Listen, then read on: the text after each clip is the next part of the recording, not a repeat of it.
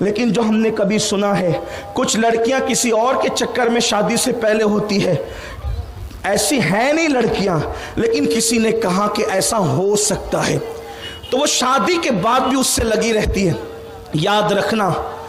شادی کے بعد کسی سے ناجائز تعلقات قائم کرنے والی لڑکی کا حال یہ ہوتا ہے کہ اس کی زندگی جہنم بن جاتی ہے۔ جس سے ناجائز تعلقات ہے وہ شوہر بن نہیں سکتا، اور جو شوہر ہے اس سے بھی وہ اعتماد کھو دیتی ہے، اس طرح اس کی زندگی تباہ ہو جاتی ہے۔ یہ غلطی نہیں ہونی چاہیے۔ دوسری بات،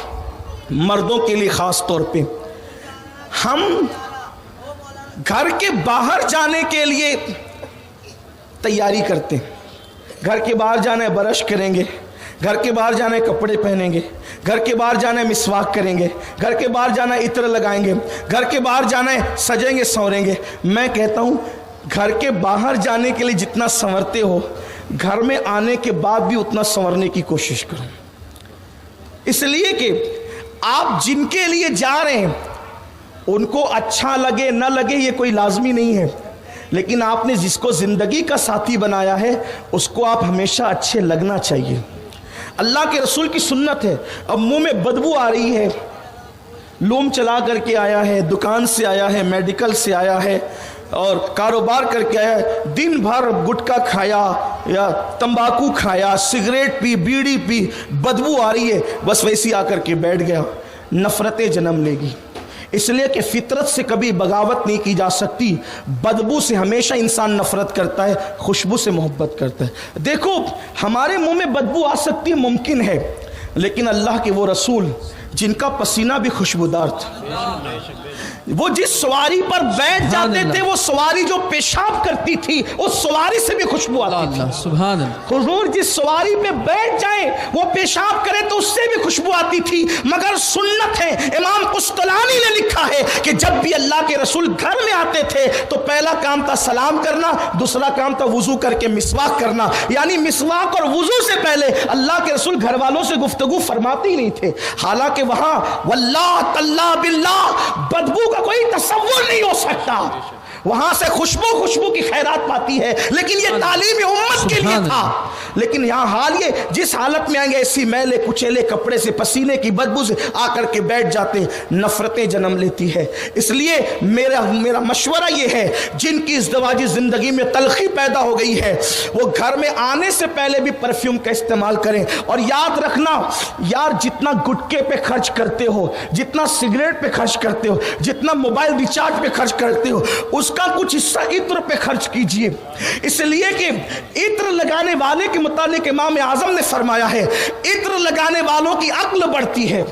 ان کی عقل پختہ ہوتی ہے، لوگوں میں ان کی مقبولیت بڑھتی ہے۔ اور اللہ کے رسول علیہ السلام جس کے پسینے سے خوشبو آتی تھی وہ پھر بھی عطر کا استعمال تعلیم امت کے لیے کرتے تھے تاکہ امت کے لیے سنت ہو جائے، تو ہم ان چیزوں پہ توجہ نہیں دیتے۔ تو تیسری چیز،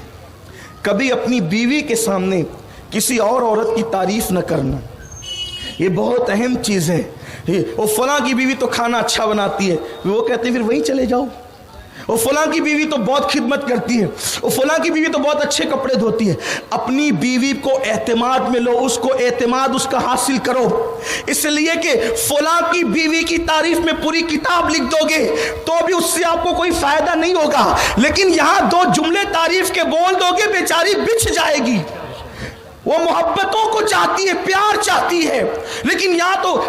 جب دیکھو اس کی بہن یہ کرتی ہے اور اس کی بیوی یہ کرتی ہے اور اس کی پھپھی وہ کرتی ہے، اس کی خالہ وہ کرتی ہے، آپ گھر میں آئے یا آگ لگانے آئے ہیں، یاد رکھیے عورت کی فطرت ہے، عورت اپنے سامنے کسی کی تعریف کو پسند نہیں کرتی۔ واللہ ام المومنین اما عائشہ صدیقہ رضی اللہ تعالیٰ عنہ وہ مقدس خاتون ہے جس کے بستر پہ قرآن نازل ہوتا ہے، جس کی نکاح سے پہلے جبریل امین جس کی تصویر مصطفیٰ جان رحمت کو پیش کرتے ہیں کہ ان کے ساتھ نکاح کرے، اللہ کا حکم ہے، جس کو مفتی 4 ملت میرے نبی نے بنایا، جو اپنے وقت کی فقیہ اعظم تھی، جو اپنے وقت کی عظیم محدثہ تھی، جو اپنی وقت کی عظیم مدبرہ تھی، جو اپنی وقت کی عظیم مفسرہ تھی، جو اپنی وقت کی عظیم مدبرہ تھی، جو اپنی وقت کی عظیم جو وہ استاد تھی، کئی تابعین کی استاد تھی، کئی صحابہ کی استاد تھی، لیکن اس کے باوجود بھی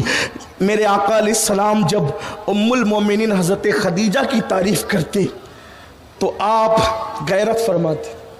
میں یہ نہیں کہوں گا کہ برا مانتی تھی، لیکن یہ ضرور کہوں گا کہ غیرت فرماتی تھی، اور غیرت مومن کا خاصہ ہے. ایک دن عذرائے غیرت کہہ دیا،